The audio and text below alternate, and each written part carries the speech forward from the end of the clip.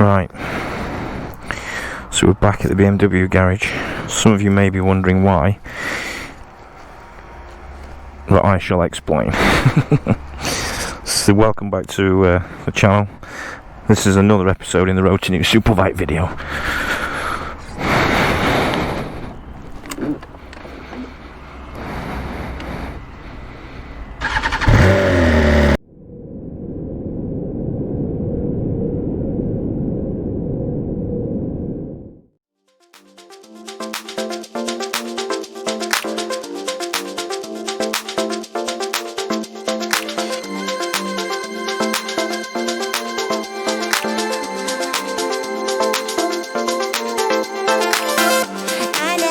The way I do about anyone but you.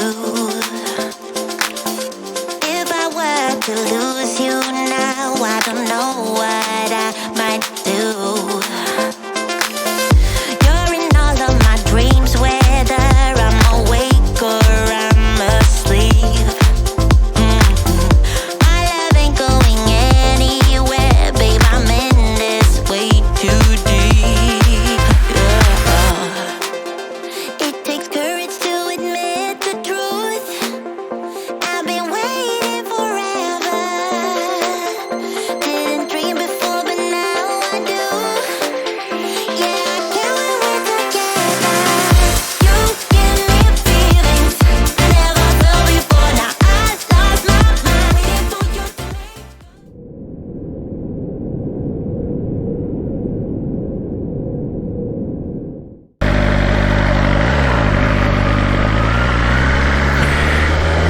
Okay, welcome back to the channel.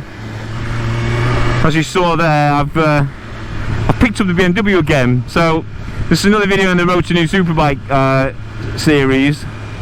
So you've already seen this one back in March, and then hopefully you've seen the Ducati one and the Aprilia one by now. And if you have, you will notice that when I originally rode this, I was kind of a bit meh. I thought it was a bit bland, a bit boring, and but then I rode the Ducati and that was so much towards the opposite end of the scale. To be honest with you, it made me second guess this. This is such a good bike. It's such a good bike that I don't know whether I just did it a disservice, because the Ducati was so mental that I was kind of like, it almost made me feel like this was the better option because of its usability and because it was so good, and maybe some may say boring. It made me feel that actually for 99% of riding this could be much better option than the Ducati. Having said that, I've ridden the Aprilia since, and that is well, you've seen the video. I mean, I love that bike. It was brilliant. It was a nice mixture between what I felt like this was and the Ducati. So the Ducati was a bit crackers, and you know, the Aprilia had sort of equal amounts of nutter, but it was more usable and smooth. So look, long story short, it made me feel like, just to be able to make a proper decision, and because it had been such a long gap between riding this and the Aprilia and the Ducati and the R1 to come, I felt like I should ride this again just to be clear. So that's what I'm doing. So I'm just going to go for a quick run on this and just re-familiarise myself with this bike. Again, not a review, Google review if you want a review. This is just me trying to figure out what bike I want to buy, simple as that.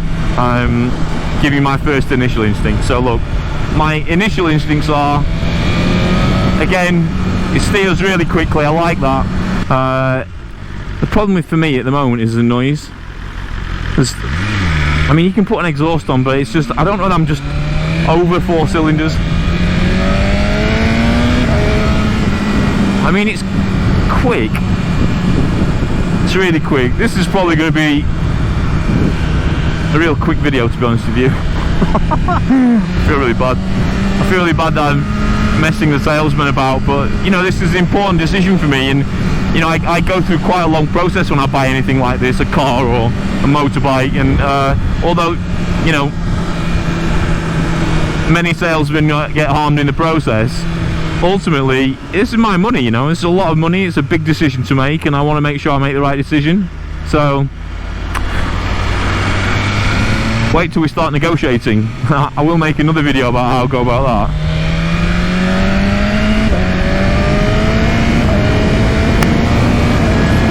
I mean, it's quick.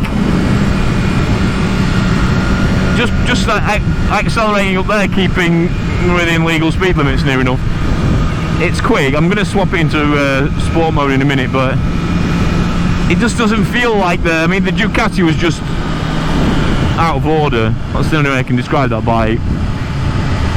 I didn't really like that, if I'm honest with you. It was just too fucking much. The Aprilia, though, the Aprilia was just monster quick, but smooth and accessible as well. This feels quick, but it doesn't feel rapid.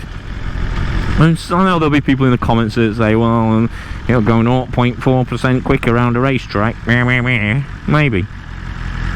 Road, dynamic, race, rain. Let's try dynamic. Yeah. I don't know. I mean, already I'm starting it now and I'm thinking, to be honest with you, I think my heart's set on the Aprilia.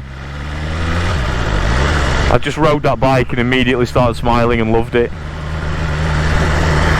And I don't want to waste anybody's time doing another video, but I just wanted to give this bike again another fair shot. Yeah, I mean, it's got heated grips and all the stuff on it, but there's just no emotion there.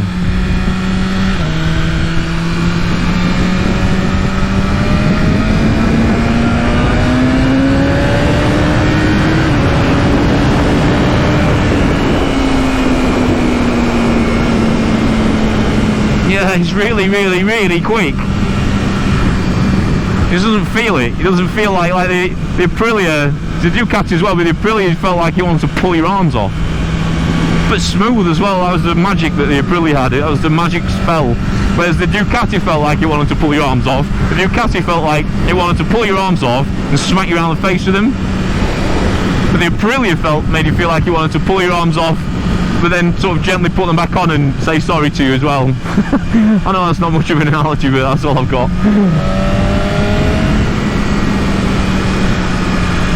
This just feels, it's just a good, steady, okay bike.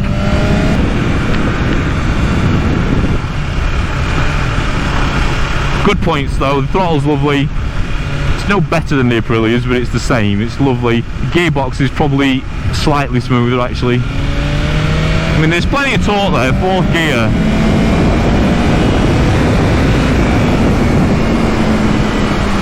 Stay legal, David, stay legal. Yeah, the downshifter and the yeah, you can downshift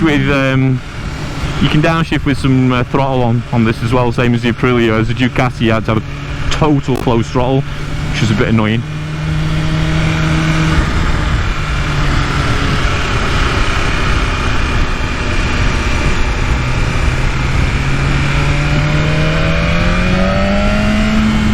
I have to say though, for sort of cruising around and a lot of riding, this would probably be, you know, certainly as capable, if not more capable, to be honest, than the Aprilia. Feels a bit bigger than the Aprilia, a bit longer, and it's slightly more comfortable.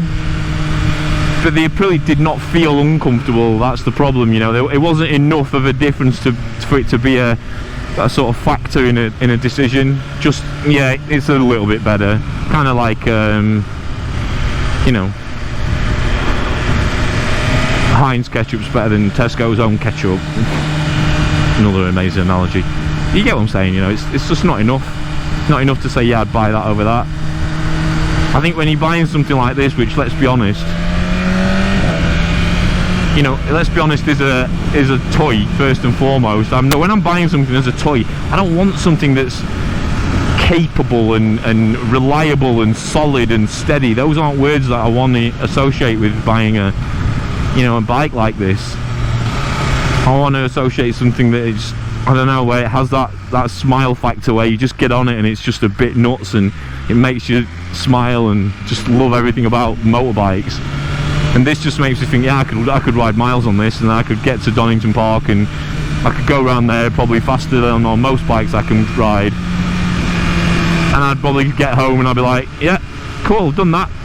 Whereas on the Aprilia, or even the Ducati, again, decision pending on R1, but that's a 4 or 5 year old bike in reality. But on the Aprilia particularly, you know, like, I could do all this in comfort and smoothness, that was a key word. But also have the hairs on the back of my neck stand up as well. How I articulate that, I don't really know, other than just the feeling of the X factor that it gives you. I was sat after the Ducati thinking, I think that BMW might be the one, just because it was so good compared to that. But then the Aprilia sort of nailed everybody's coffin. Again, like, I will ride the R1. I'm trying not to be biased when riding the R1.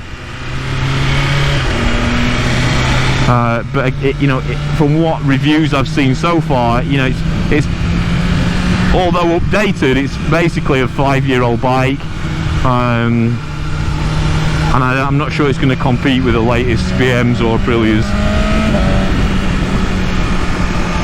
It sounds okay for a stock exhaust. It doesn't sound bad. A standard can on it'd be nice, but it's just a straight, you know, an inline 4-cylinder sound. Nothing special. Whereas the V4's just got that MotoGP style, that howl. Turns nice. Turns really nice. That's the first thing I noticed about this bike: the throttle and the turning.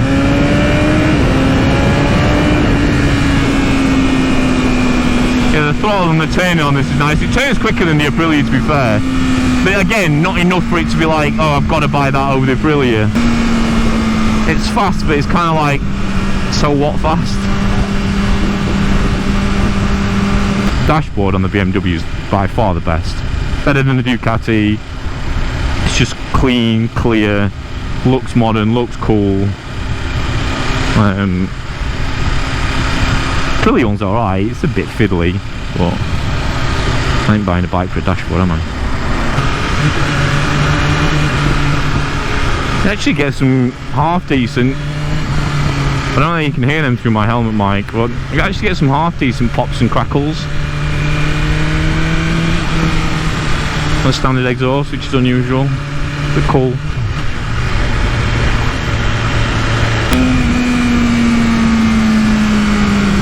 Yeah, that sort of the low down speed and torque is clearly there, but just that sort of burble you get coming up through your arsehole that you get with the Aprilia, that V4 sort of torque and howl, it's just missing on this. So what do you all think about the looks of it? I mean, obviously this isn't the M Sport package, which is what I would buy if I did go down that road, but what do you think about the looks of this? I mean, obviously the Ducati just sort of stands alone in prettiness. The Aprilia just looks mean and badass, like a stealth bomber. The R1's a nice looking bike, to be fair. That's a really nice looking bike.